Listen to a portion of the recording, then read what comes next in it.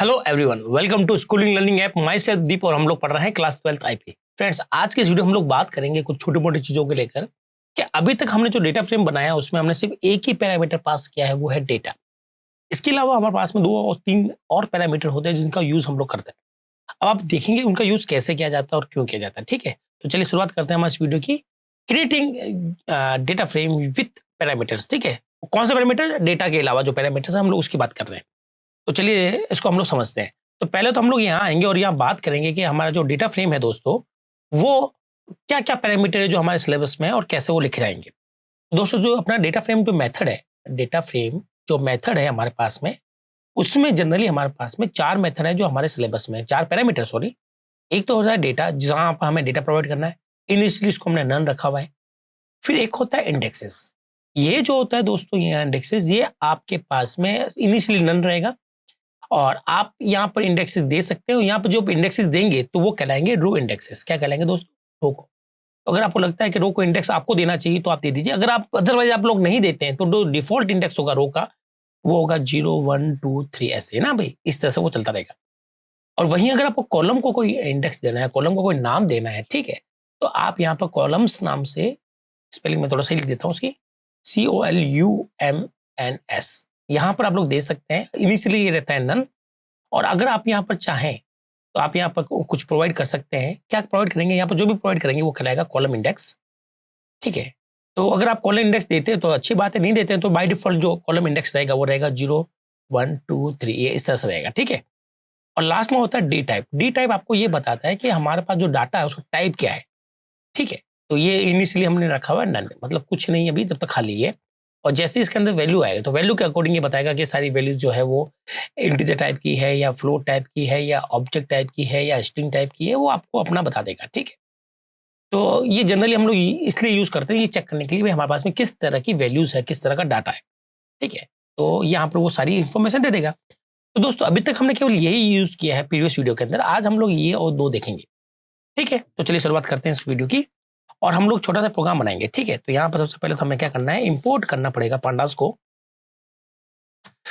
को as a PD, नया नाम दे दिया पीडी, और इसको हम लोग इंपोर्ट करते हैं। तो मैं यहाँ पे क्या करता हूँ, लिस्ट ऑफ लिस्ट से ही एक सीरीज जनरेट करता हूँ, क्योंकि अभी तक हमने वही पढ़ा है।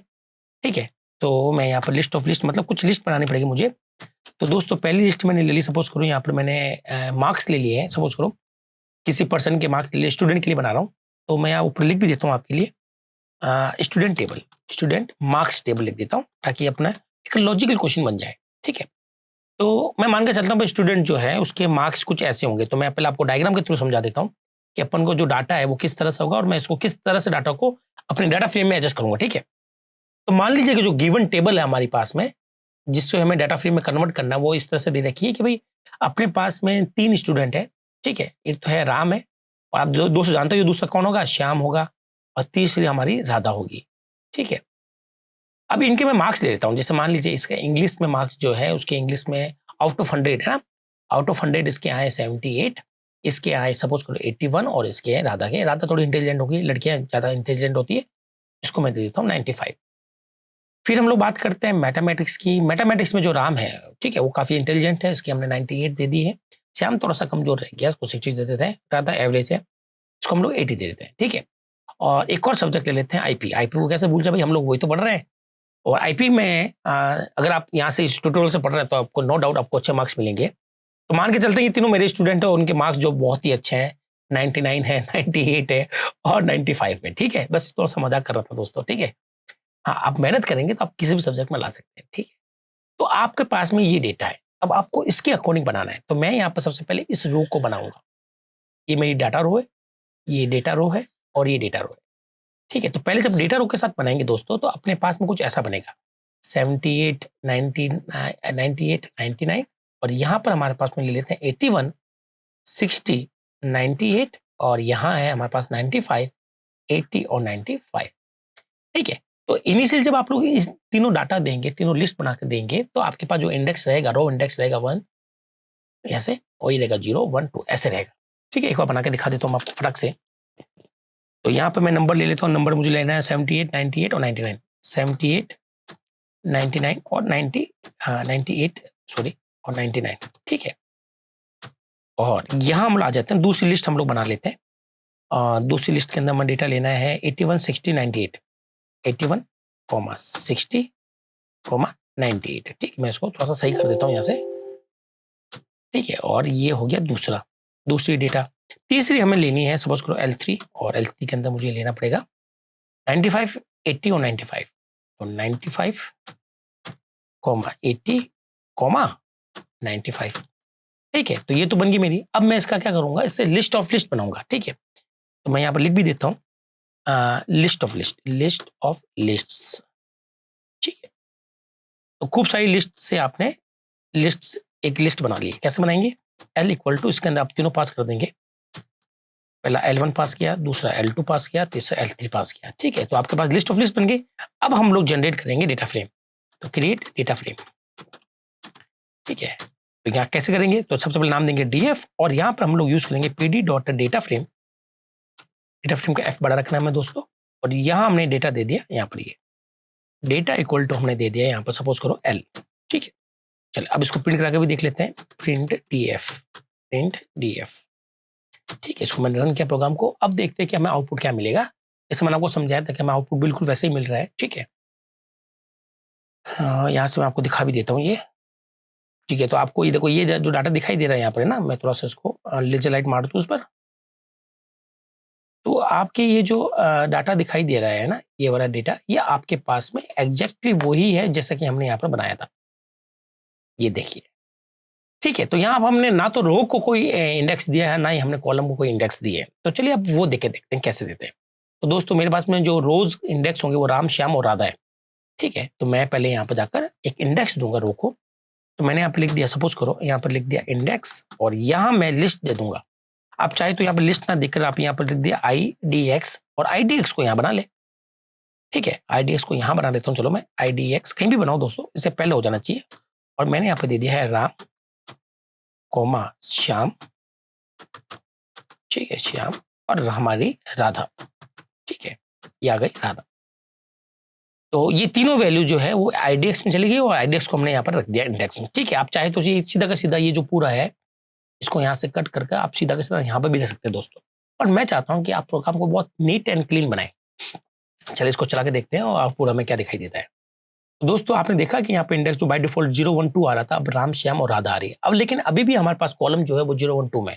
हम चाहते हैं कि कॉलम के नाम क्या रहे, अपने क्वेश्चन के अकॉर्डिंग इंग्लिश, जैसे ENG, MATH मैथ और IP।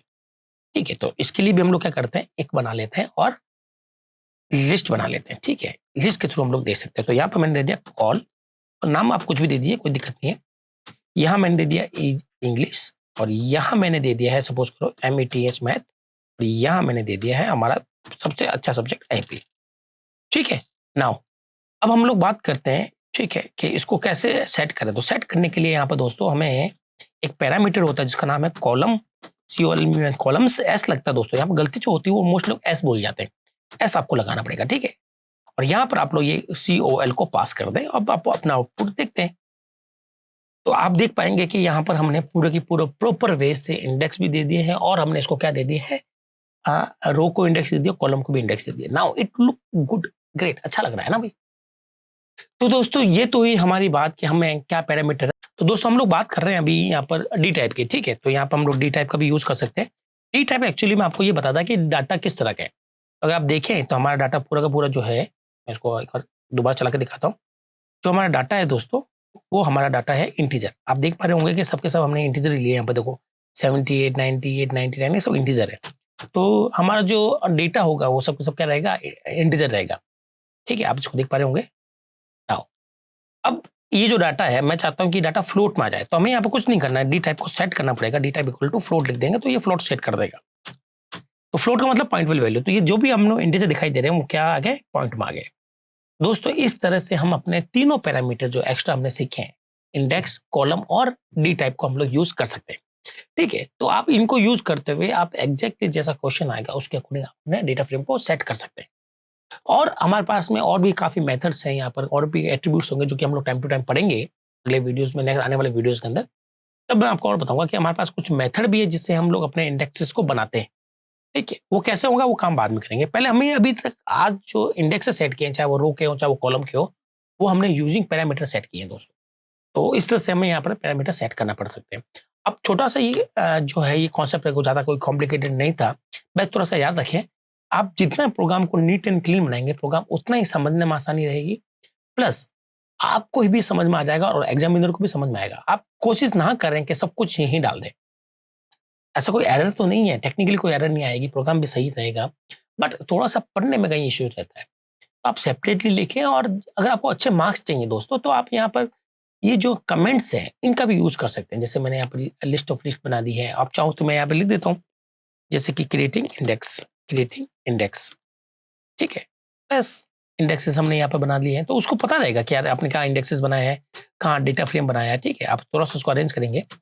तो दोस्तों बस यही होता है नंबर लाने के लिए, आपको ज़्यादा कुछ नहीं करना है, आपको बस नीट एंड क्लीन प्रोग्राम बनाना है। आप जितना नीट एंड क्लीन बनाएंगे, आपको समझने में इतनी आसानी होगी, आपकी गलतियां उतनी ही कम होगी, ठीक है। तो दोस्तों ये तो था हमारे इस वीडियो का पर्पस कि भी हमें किस तरह से डेटा टाइप को यूज करना पड़ता है, ठीक है, किस तरह से हमें इंडेक्स और कॉलम्स को हमें यूज करना पड़ता है, और किस तरह से हमें आपस में आउटपुट हमें दिखाई देगा। तो दोस्तों इस वीडियो में केवल इतना ही। नेक्स्ट वीडियो में हम लोग एक और कॉन्सेप्ट लेकर आपसे दोबारा मिलेंगे। तब तक के लिए थैंक यू।